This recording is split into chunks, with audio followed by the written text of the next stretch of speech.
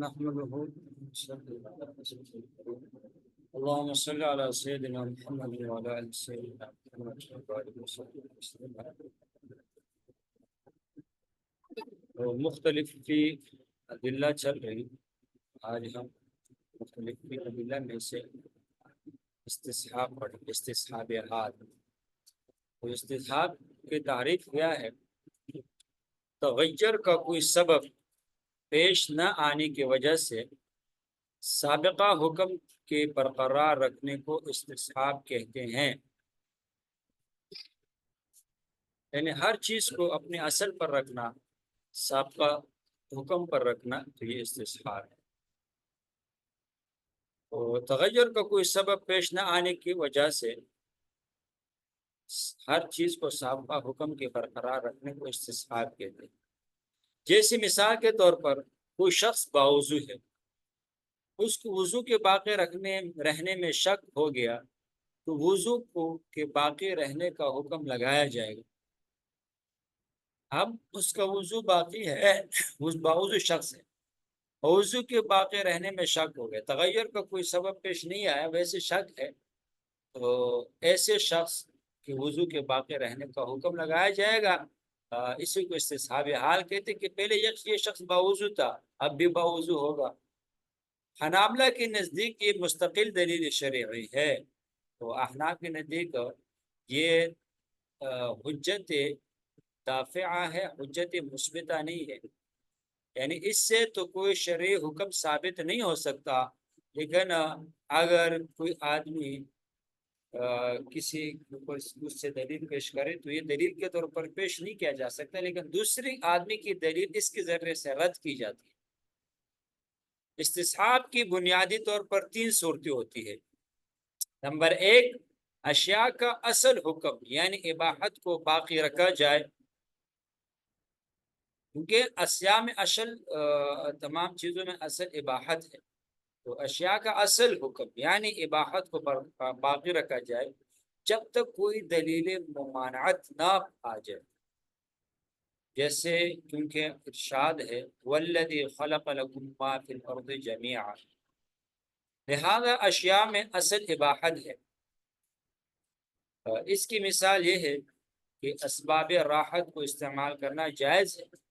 راحت سکون کے اسباب، دنیا کے ساز و سامان استعمال کرنا جائز ہے، بشرطے کہ وہ اسراف کے حد میں داخل ہو. اسراف سے بچتے ہوئے جائز چیزیں جو ہے دنیا کے اسباب ہے اس کو اختیار کیا جا سکتا ہے. اسراف سے بچتے ہوئے دنیا کے اسباب کو اختیار کیا جا سکتا ہے، یہ مباح ہے.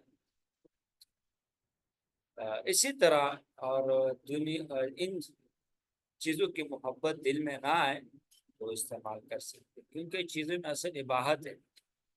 اباحت کہتے ہیں جس کا کرنا اور نہ کرنا دونوں برابر ہو. اسی طرح مختلف ڈیزائن کے لباس پہننا جائز ہے جب تک کہ وہ لباس بے ستری کا باعث نہ بنے یا وہ کافروں سے تشبہ کے دائرے میں نہ آتا ہو. تو جب تک وہ کسی حکم شرعی کے خلاف نہ ہو تو اس وقت دنیا کے ساز و سامان کرنا. بند کرو. جن چیزوں میں سے کسی بات کا نہ پایا جانا اصل. نمبر 2، جن چیزوں میں کسی بات کا نہ پایا جانا اصل، یعنی وہ چیزیں جس میں کسی چیز کا نہ پایا جانا اصل، ان میں اس کے عدم کو باقی ماننا. ان میں اس کے عدم کو باقی ماننا.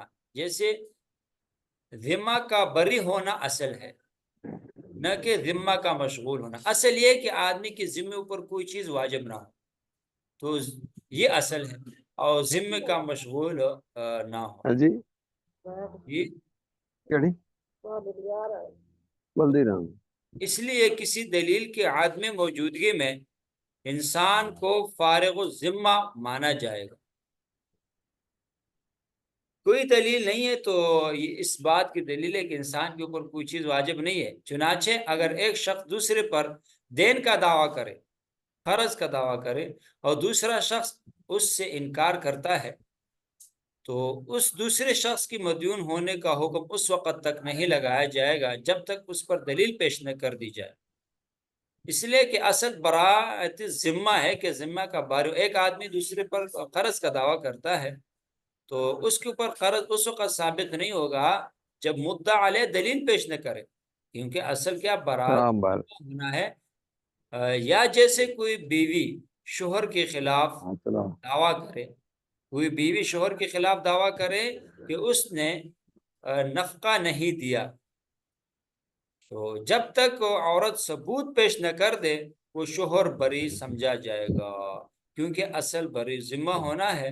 اگر عورت کے پاس بینہ نہیں ہے تو شوہر کو بری ذمہ سمجھا جائے گا۔ نمبر 3،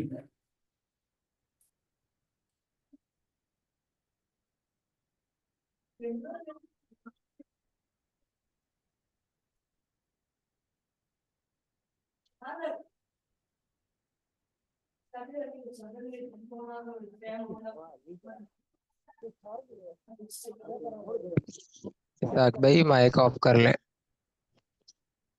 مائک آن ہے آپ کا۔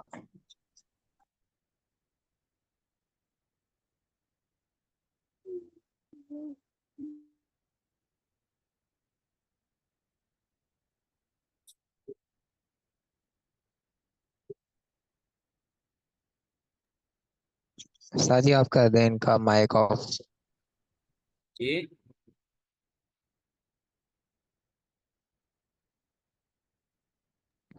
یہ اسحاق بھائی کا مائک آن ہے نا، تو آپ ان کا آف کر دیں سارے مائک، جن آواز آ رہی ساتھیوں ہے۔ کے مائک آن ہے وہ آف کر دیں، جن طلباء کا مائک آن ہے وہ آف کر دیں۔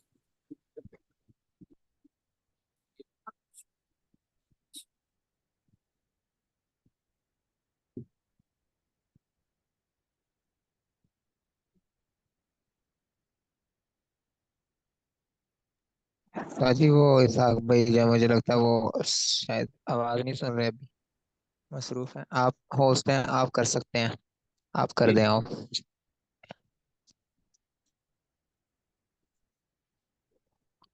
آواز صحیح تھی، آواز نہیں آ رہی۔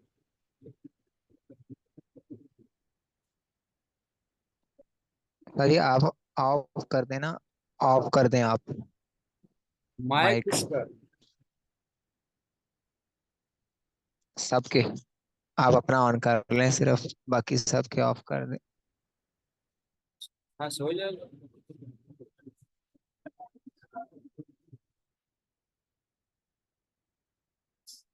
جی استاد جی ہوسٹ جو ہے وہ کر سکتے ہیں نا۔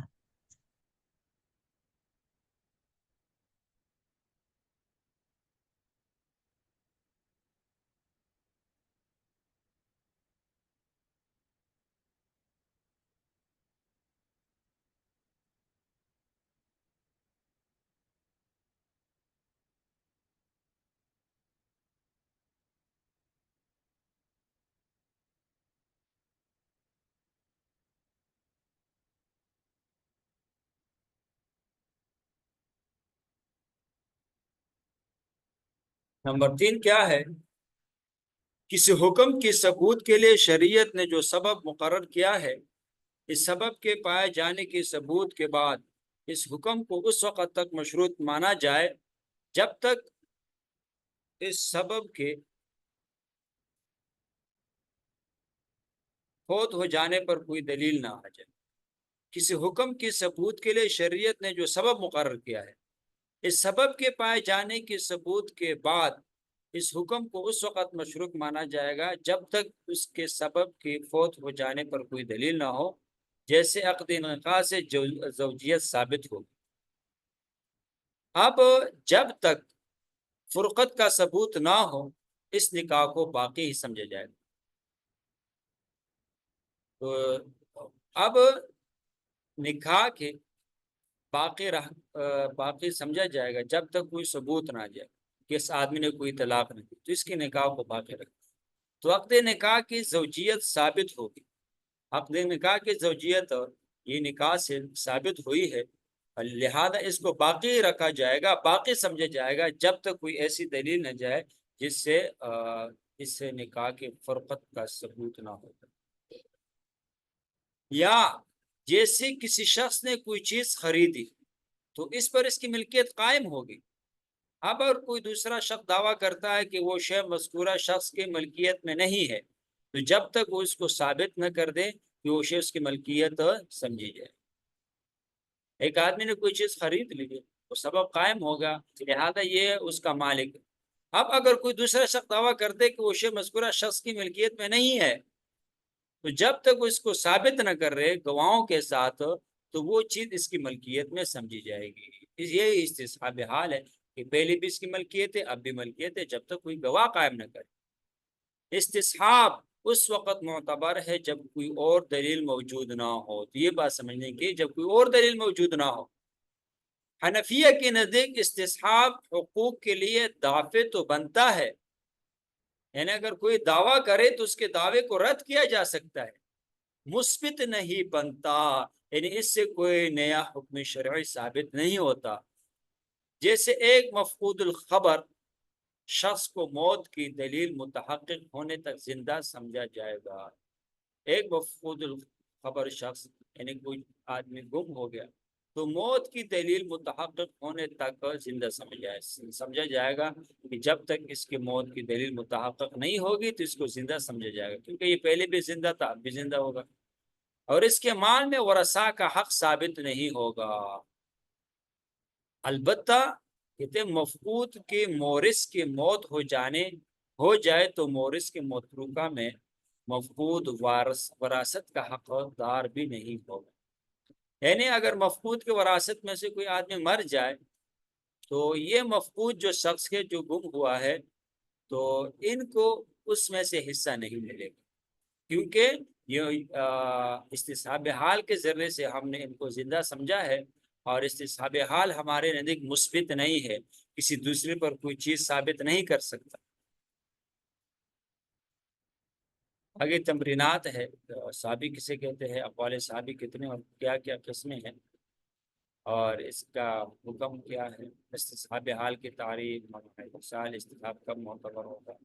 استصحاب حقوق کے لیے دافع ہے، مثبت نہیں ہے، اس کو مثال سے سمجھاؤ۔ مثال گزر چکے۔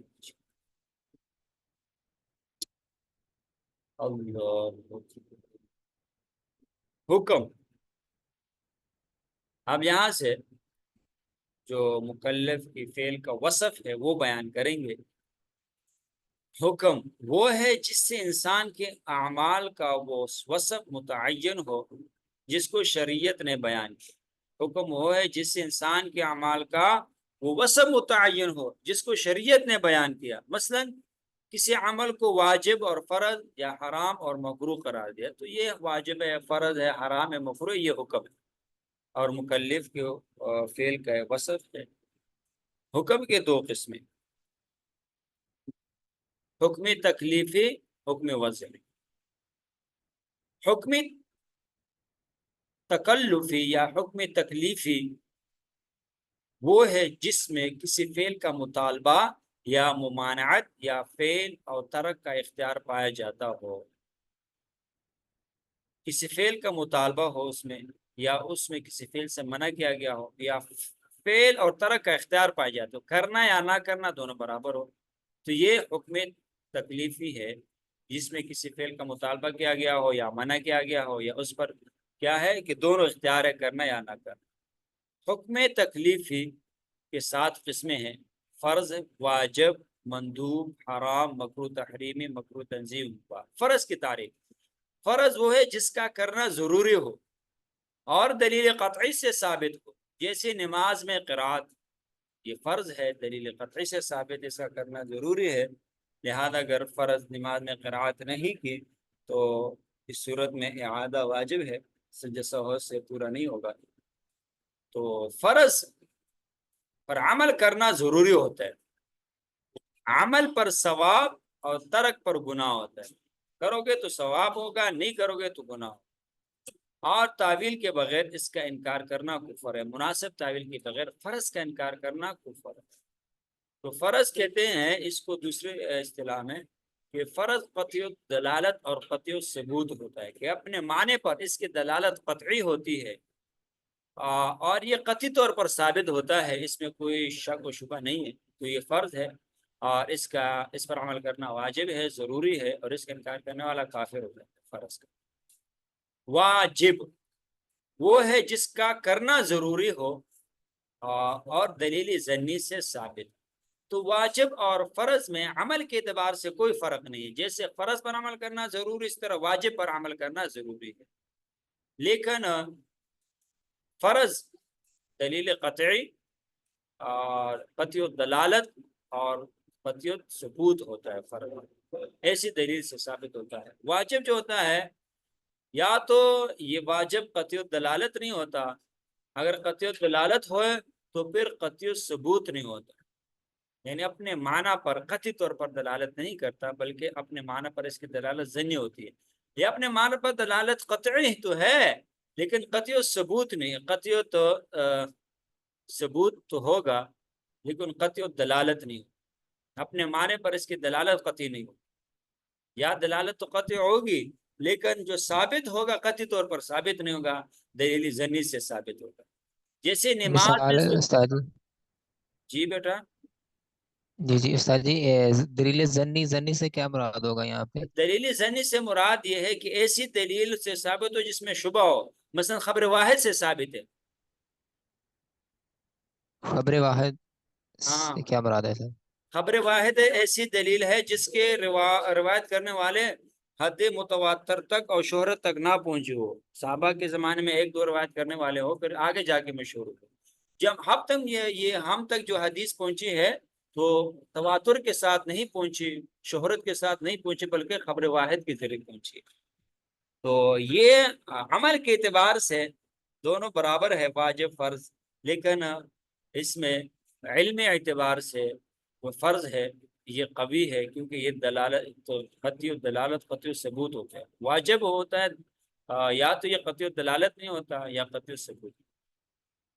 تو جو خبر واحد ہے آپ نے پہلے بھی سر جی سوال کیا تھا، ایسے بھی کہہ سکتے ہیں ہاں کہ، سر جی ایسے بھی کہہ سکتے ہیں کہ جو قرآن کی نص سے ثابت ہو وہ فرض ہے، یہ ایک اور عمومی جو بات ہے حدیث سے، عبد الواجد بھائی، جی یہ ایک عمومی بات ہے عوام کو سمجھانے کے لیے کہ جو قرآن سے جی جی ثابت ہو فرض ہے، جو حدیث سے ثابت ہو وہ کیا ہے، سنت ہے، حالانکہ ایسے نہیں ہے، قرآن میں آپ کو مباح بھی ملے گا، مستحب چیز بھی ملے گی، فرض بھی ملے گی، واجب بھی ملے گی، اسی طرح احادیث میں بھی ہے، جیسے جی فَإِذَا حَلَّلْتُمْ فَاصْطَادُوا، جب تم شکار حلال ہو جاؤ تم شکار کرو، تو شکار کرنا یہاں فساد امر کا صیغہ ہے، کوئی واجب تو نہیں ہے، مباح کام ہے۔ جی تو اسی طرح سیاق و سباق کو دے کر اور اسی طرح پھر جب ہم دیکھو قرآن کی ایک آیت ہے وہ تو قطعی طور پر ہے کہ یہ قرآن کی آیت ہے، لیکن اس کی اپنے معنی پر دلالت قطعی نہیں ہے، اس میں کئی معنوں کے احتمال ہے، جی جی تو اسی وجہ سے یہ دلیل ضنی ہوگی، تو دلیل ضنی کی وجہ سے وہ واجب آ جائے گا، اور عمل کے اعتبار سے دونوں برابر ہے، اسی طرح خبر واحد سے جو حکم ثابت ہوگا اس پر عمل کرنا واجب ہے، کیونکہ جی استاد جی، جیسے یہ تو استاد جی یقینی یہ بات ہے وطر کہ ہے، یہ رسول اللہ علیہ وسلم کی حدیث ہے، جی لیکن جی، ہم تک جو پہنچی ہے یہ خبر واحد کے ذریعے سے پہنچی، تو اس میں شبہ آ گیا، حدیث میں جیسے کوئی استاد شبہ جی نہیں یہ ہے۔ وطر ہیں تین ہاں عشاء کے، جی، یہ یہ جو عشاء کے جو تین وطر ہیں یہ واجب ہیں، کیا یہ خبر واحد سے ہیں اس لیے یہ واجب ہیں، ہاں، یا سیاق و سباق کے حساب سے؟ یہ خبر واحد سے ثابت ہے اس لیے ان کو واجب قرار دیا ہے، دلیل ایسی اس دلیل میں ثابت ہے جو قطعی دلالت نہیں ہے۔ اور اس میں ایک وطر کا بھی ملتا ہے کہ ایک رکعت بھی وطر ہے، اور ہاں، تین بھی ملتی ہیں، یہ بھی ہو سکتا ہے اس کا سبب کہ یہ واجب ہے؟ احتمال ہے نا اس میں، او طرب واحدۃ، جی اس جی میں پھر ہم تعویل کرتے ہیں، مختلف تعویلات کرتے جی ہیں۔ جی جی جی آگے جیسے نماز میں سورۃ فاتحہ کی تلاوت کا حکم ہے، نماز میں سورۃ فاتحہ کی تلاوت، من لم یقرأ جی بفاتحۃ الکتاب، جو سورۃ فاتحہ کی تلاوت نہ کرے تو اس کی نماز ہی نہیں، تو اب یہ جو ہے دلیل ہے، اپنے معنی پر یہ قطعی طور پر دلالت نہیں کرتا کہ آئے یہ منفرد کے بارے میں ہے یا امام کے بارے میں ہے، مقتدی کے بارے میں ہے، تو اس میں احتمالات ہے، لہذا یہ قطعی دلالت نہیں، اس وجہ سے اس میں اس میں آگے شبہ آ گیا، تو اس شبہ کی وجہ سے جی یہ فرض سے نیچے آ گئے واجب کی درجے، تو جی، واجب پر جیسے عمل استاد جی ضروری ہے۔ یہ ہاں، جمعہ کی جو نماز ہوتی ہے، دو فرض ہیں، تو جب ان کی نیت کرتے ہیں تو نیت واجب کی کریں گے یا فرض کی کریں گے؟ جمعے کے تو فرض کے کریں گے نا، جمعہ کی دو نماز جو ویسے واجب ہے؟ ہاں جمعے کے جو ویسے دو جمعہ فرض کی ہے جمعہ جو امام واجب کے ہے نا، ساتھ پڑھتے ہیں، یہ فرض ہے۔ یہ فرض ہے، ہاں، واجب کی نماز نیت، جمعہ کی واجب ہے واجب کی نیت نہیں کہ کریں گے، اگر ایک، فرض کی نیت کریں گے۔ جی جی، جیسے ایک بندہ مسافر ہے وہ تو پھر جمعہ نہیں پڑھتا نا، اس پہ جمعہ جمعہ نہیں واجب نہیں پڑھتا ہے۔ تو وہ ظہر کے وہ تو مسافر ہے، وہ 2 رکعت فرض کا نہیں کرے گا، دو جی رکعت جی فرض ظہر کی نیت کرے گا۔ جی جی، ٹھیک ہوگا۔ واجب پر عمل ضروری ہے، عمل پر ثواب ہے، ترک پر گناہ ہے، لیکن انکار کفر نہیں ہے، تو واجب کا انکار کرنے والا کافر نہیں بلکہ فاسق اور فاجر ہے، فاسق اور فاجر ہے، لیکن عمل ضروری ہے اور ثواب ملے گا، چھوڑنے پر گناہ ہے۔ تمام اعمال جن کا ضروری ہونا خبر واحد یا قیاس سے ثابت ہو یا قرآن کی ایسے آیت سے ثابت ہو جن میں ایک سے زیادہ معنی کی گنجائش ہو، واجب کہلاتی، اس کو سمجھو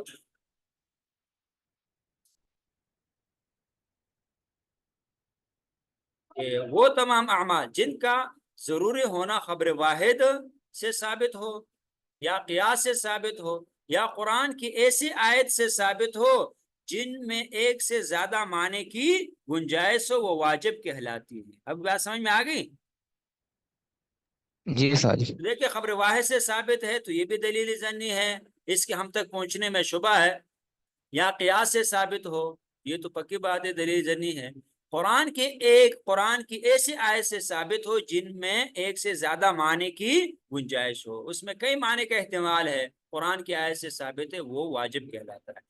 یہ تو ایک عوام میں مشہور ہے، جو قرآن سے ثابت ہو وہ فرض ہوگا، جو حدیث سے ثابت ہو وہ واجب ہوگا، یہ کوئی حتمی اصول نہیں ہے۔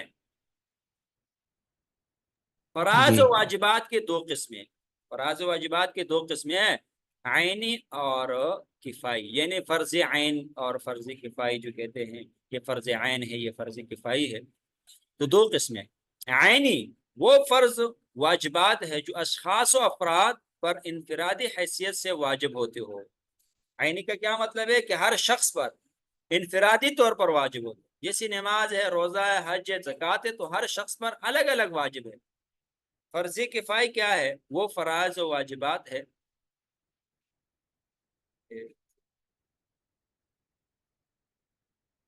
کفائی وہ فرض و واجبات ہے جو اجتماعی حیثیت سے واجب ہوتے ہو، اگر کچھ لوگ ان کے تعمیل کر لے تو دوسروں سے بھی ترک عمل کا بار گناہ اتر جائے گا۔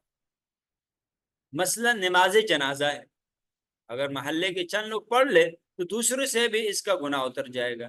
دین کے تفصیلی علم کا حاصل کرنا یہ فرضی کفایہ ہے، لیکن اتنا علم حاصل کرنا کسی انسان کے ضروریاتی دین سمجھ سکے تو اتنا تو فرض عین ہے، لیکن دین کے تفصیلی علم حاصل کرنا جیسے ہم لوگ حاصل کر رہے ہیں تو یہ فرض کفایہ ہے۔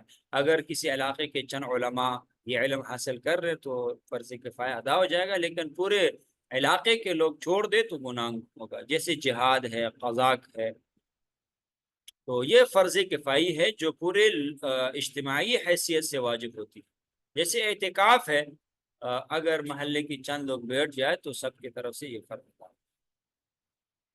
فراز و واجبات وقت کے اعتبار سے بھی 2 قسم پر ہے، مطلق اور مقید۔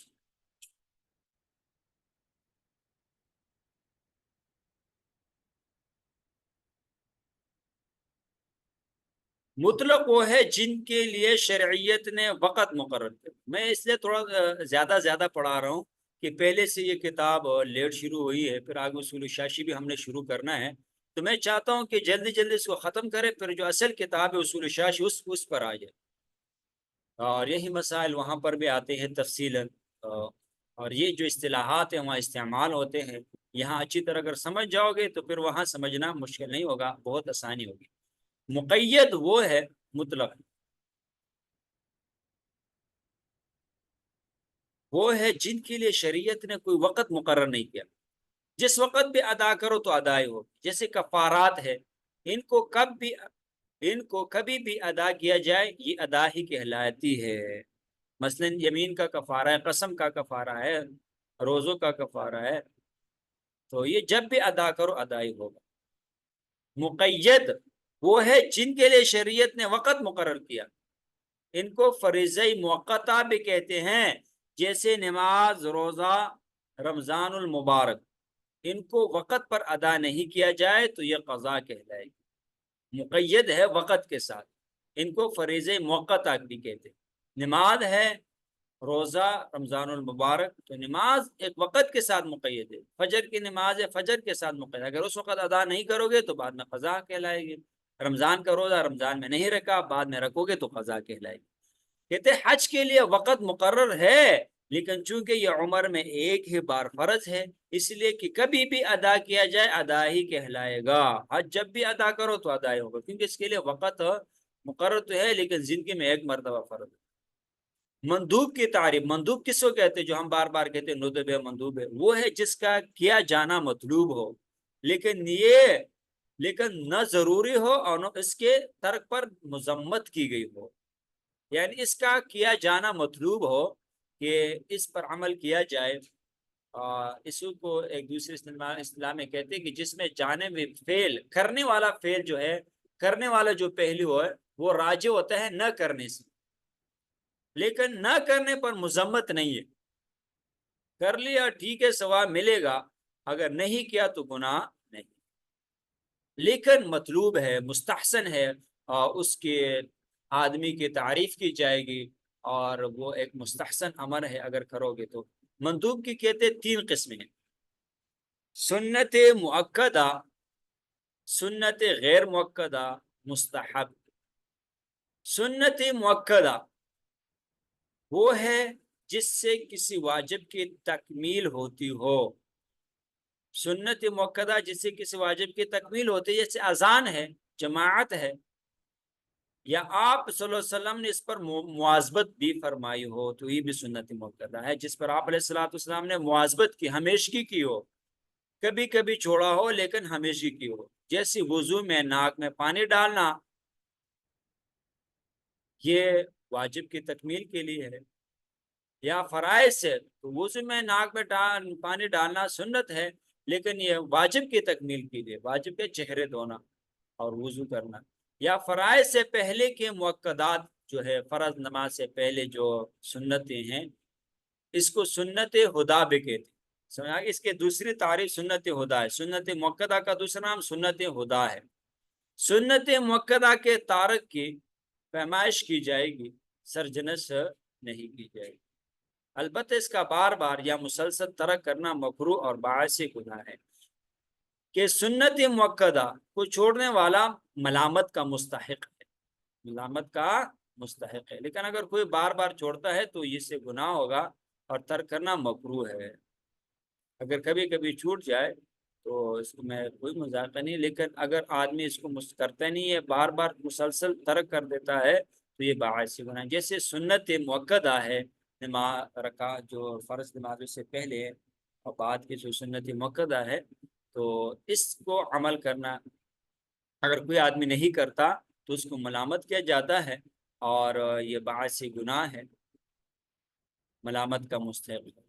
اور سنت غیر مؤکدہ جس کو کہتے ہیں سنن زوائد، وہ ہے جس پر آپ علیہ الصلوۃ والسلام نے مواظبت نہیں فرمائی، جیسے بعد نمازوں میں طویل قرات کرنا، یا ہر اچھے کام کو دائیں طرف سے شروع کرنا وغیرہ، ان کے کرنے پر ثواب ہے مگر نہ کرنے پر گناہ نہیں ہے۔ جیسے آپ علیہ الصلوۃ والسلام کے کھانے پینے کا طریقہ ہے، اٹھنا بیٹھنا چلنا پھرنا، جس کو آپ علیہ الصلوۃ والسلام نے بطور عادت کیا ہو، عبادت نہ کیا ہو، اس کو بھی سنت غیر مؤکدہ کہتے ہیں یا سنن زوائد کہتے ہیں۔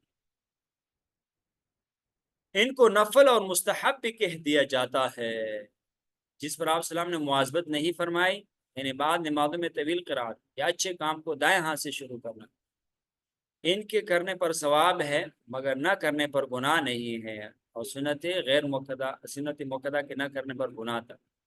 ان کو نفل اور مستحب بھی کہہ دیا جاتا ہے۔ بعض دفعہ فقہا اسی صورت کو مندوب سے تعبیر کرتے ہیں۔ یہ نفل جو مستحب ہے اسی کو مندوب سے تعبیر کرتے ہیں کہ ندب سے یہی مراد ہوتا ہے کہ جس میں کرنے والا پہلو نہ کرنے سے راجع ہوتا ہے۔ سنت زوائد، سنت زوائد جن امور کو آپ علیہ الصلوۃ والسلام نے عادتاً کیا ہو وہ سنن زوائد ہے۔ یہ سنن زوائد آتا ہے سنت ہدا کے مقابلے میں۔ سنن ہدا جس میں آپ علیہ السلام نے مواظبت کیا ہو اور عبادت کے طور پر کی ہو، اور سنن زوائد جس میں آپ علیہ السلام نے عادت کے طور پر کیا، جیسے آپ علیہ السلام کے کھانے پینے کا طریقہ و استراحت، آپ علیہ السلام کیسے سوتے تھے، کیسے اٹھتے تھے، نشستوں پر خاص کے انداز، ان کو آداب کہتے ہیں۔ عام طور پر ان کو بھی مستحب سے تعبیر کیا جاتا ہے۔ اگر ان افعال میں آپ کی اتباع کی نیت ہو تو ثواب ہے، اگر سنت کی نیت ہو تو ثواب ملے گا انشاءاللہ، اس پر عبادت کا اجر حاصل ہو۔ اگر نہ کیا جائے تو نہ باعث گناہ ہے نہ باعث گرفت، یعنی اس میں گناہ نہیں اگر کوئی نہ کرے۔ اسی طرح اگر کوئی نہیں کرتا تو اس کو ملامت بھی نہیں کیا جاتا، البتہ تربیت کے طور پر گرفت کی جاتی ہے، جیسے استاد اپنے شاگردوں کی گرفت تربیت کرتا ہے، والدین اپنے بچوں کی تربیت کرتا ہے تو اس وقت گرفت کرتا ہے۔ لیکن یار دوست ہے یا کوئی اسی طرح ہے، اگر وہ سنن زوائد پر عمل نہیں کرتا تو اس کو ملامت نہیں کیا جا سکتا۔ آگے تمرین سوالات ہے تو ان کو حل کرو۔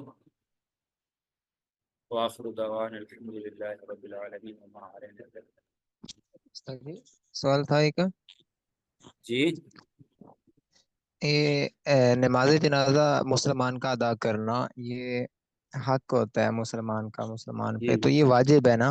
جی تو جی پھر یہ فرض کفایہ اگر وہ نہیں ادا کرتا، اس کے محلے میں سے کوئی بھی ادا کر لیتا ہے، ہوں تو پھر اس نے تو نہیں ادا کیا، جی تو پھر کیسے یہ واجب، اس نے کیسے حق ادا کیا اس کا؟ پھر اس کو گناہ نہیں ہوگا پھر؟ نہیں تو اگر محلے میں سے کوئی بھی ادا نہ کرے پھر گناہگار ہوگا، اگر چند لوگوں نے ادا کر لیا تو پھر یہ گناہگار نہیں ہوگا۔ حق تو استاد جی اس پر بھی تھا نا، ہاں جس نے ادا نہیں کیا؟ لیکن اجتماعی طور حق تو پر اس تھا، پر بھی تھا۔ انفرادی طور پر نہیں تھا، اچھا، اجتماعی جیسے طور مطلب پر ہے تھا۔ ایک بندہ سلام لیتا ہے تو اس کے سلام کا جواب دینا وہ حق ہے اس کا، واجب ہے۔ صحیح۔ اب اگر نہیں دے گا تو گناہ گار ہوگا۔ مثلاً اگر کئی جگہ اگر کئی 10 آدمی بندے بیٹھے بیٹھے ہیں ہوئے ایک، تھے نا، دیکھو اگر بہت سارے لوگ بیٹھے، ایک نے آ جی کے جی سلام دیا، سلام کہا اور ایک نے جواب دیا تو سب کی طرف سے ہو جائے گا۔ ہر ایک آدمی کا الگ الگ کہنا ضروری ہے، اگر وہاں ایک ہی آدمی ہے تو وہ جواب دینا اس پر لازمی ہے۔ اس طرح محلے میں ایک ہی آدمی ہے تو وہ اگر جنازہ نہ پڑھے تو گنہگار ہوگا۔ اگر کئی لوگ ہیں، پورے ایسے، محلے والے ہیں یا پورے جی شہر والے ہیں استاد تو جی، سب پر تو جنازہ فرض نہیں ہوگا۔ اسی طرح پورے ملک مسجد میں والے جب ہیں۔ استاد جی جاتے ہیں، ہاں جی جی، مسجد میں جب جاتے ہیں تو سلام لینا ضروری ہے، بہتر ہے، یا نہ سلام لیا جائے؟ مسجد میں جاتے وقت اگر عبادت میں مصروف ہے لوگ تو سلام نہ کہیں، اگر اسی طرح کچھ کوئی عبادت تلاوت میں کر رہے، کوئی نماز کچھ پڑھ رہا بیٹھے ہے ہیں، تو پھر سلام نہ کہیں اور اس کا جواب دینا ضروری ہے۔ اسی طرح اگر کوئی لوگ بیٹھے ہوئے آپس میں باتیں کر رہے ہیں تو پھر اگر سلام کرے تو اس میں کوئی مذاکرہ نہیں ہے۔ جی سمجھ میں آیا؟ جی جی استاد جی۔ اگر ویسے لوگ بیٹھے ہوئے آپس میں باتیں کر رہے ہیں تو آپ اگر چلے جائے سلام کہہ دے تو ٹھیک ہے، یا آپ گئے ہیں مسجد میں داخل ہو گئے، کوئی بھی نہیں ہے، آپ نے سلام کہہ دی، اس میں مذاکرہ نہیں۔ ہاں اگر لوگ تلاوت کر رہے، کوئی نماز پڑھ رہے تو اس وقت سلام نہیں کہنا چاہیے۔ لیکن کچھ فارغ بھی بیٹھے ہیں تو پھر اس کا مطلب ہے جو فارغ بیٹھے ہیں وہ ان سے تو لے لی جائے، وہ پھر اسلام کا جواب دے دیں۔ سے لے سکتے ہیں تو جو لیکن تلاوت کر رہا ہے وہ نہ دے۔ اونچے آواز سے نہ کہیں کہ سب ڈسٹرب ہو جائے۔ جی